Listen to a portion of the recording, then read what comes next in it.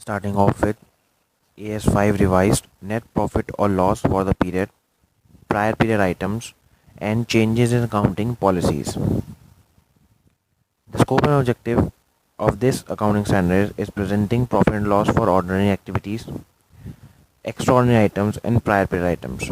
कैसे ये तीनों चीज़ें हम शो करेंगे अपने फाइनेंशियल स्टेटमेंट्स में, उसके बेसिस पे ये अकाउंटिंग स्टैंडर्ड बनाया गया है.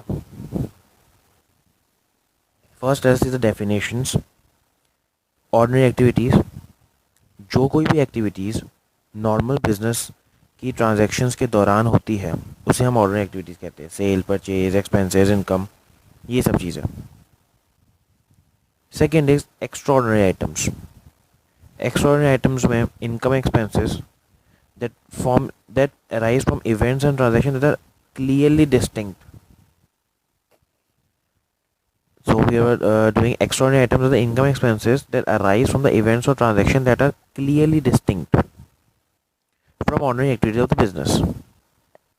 जो भी एक्टिविटीज़ जो बहुत कम, कभी रेयर बेसिस पे किसी स्पेशल सिचुएशन में होती है उसे हम एक्स्ट्राऑर्डिनरी आइटम कहते हैं. कोई अर्थक्वेक आ जाना या कुछ भी आ जाना या कुछ रॉबरी वगैरह हो जाना, ऐसा कुछ. Prior period items, income, expenses which arise in the current period as a result of error or omission in the preparation of financial statements of the previous period, one or more prior period.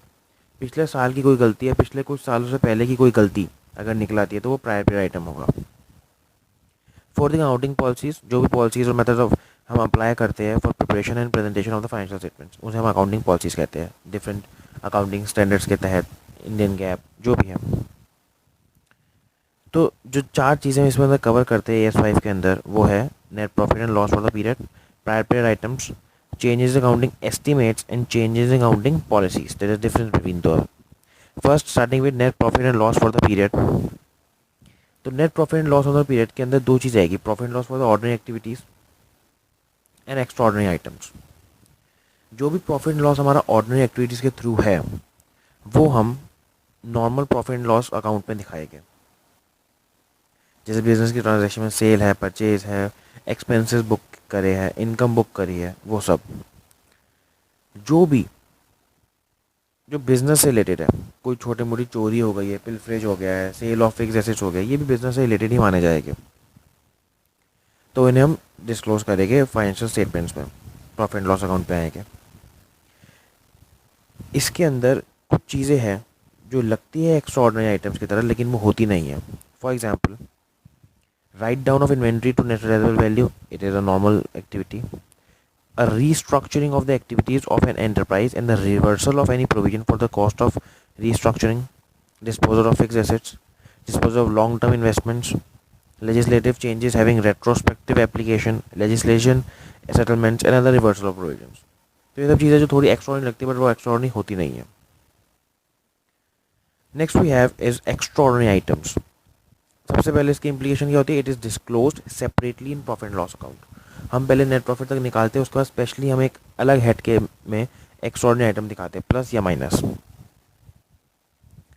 Extraordinary item हो गया है कुछ भी जो normal business course से हट के हो, नॉर्मल हर साल नहीं होती हो, ये नेचर ऑफ इवेंट को देख के होगा. किसी कंपनी के लिए 2 लाख रुपए की चोरी बहुत बड़ी बात हो सकती है और किसी कंपनी के लिए 2 लाख रुपए की चोरी बहुत छोटी बात हो सकती है.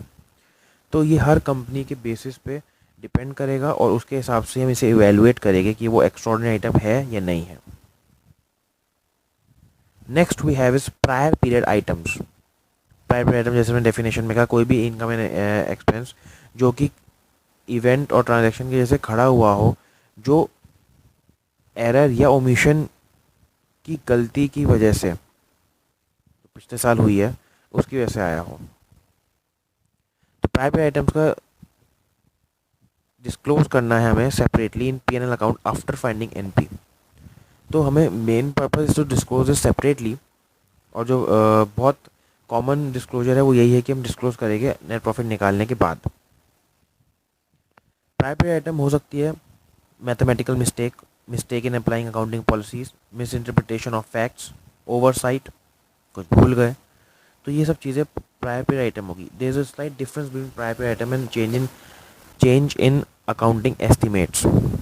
तो so that difference has to be taken given due consideration, और उसके बेसिस पे ही फिर हम इवेल्युएट करेंगे. Next we have is changes in accounting estimates.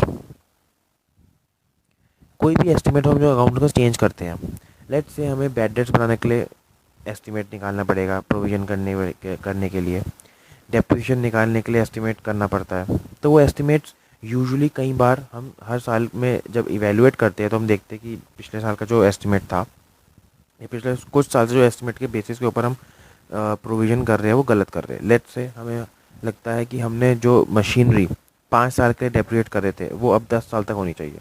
That is change in accounting estimate, कि हमारा एस्टिमेट थोड़ा बहुत हिल गया है. तो उस सिचुएशन के अंदर हम उसे separately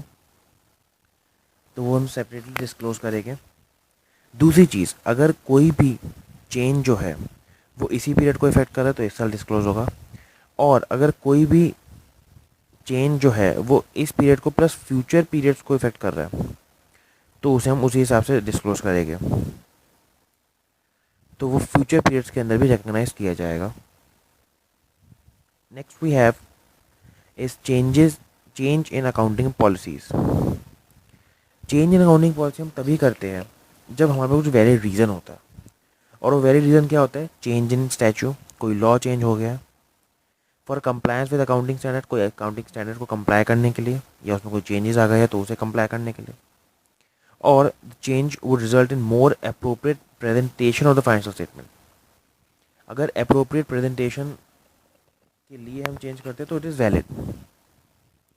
in that situation any change in accounting policy which has a material effect should be disclosed. हमें इसे डिस्क्लोज करना पड़ेगा अपनी accounting statement, notes to accounts में, डायरेक्टर रिपोर्ट के अंदर.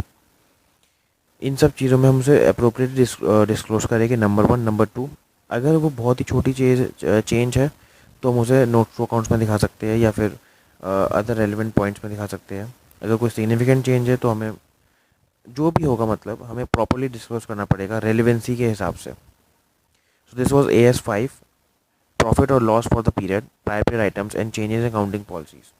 Thank you.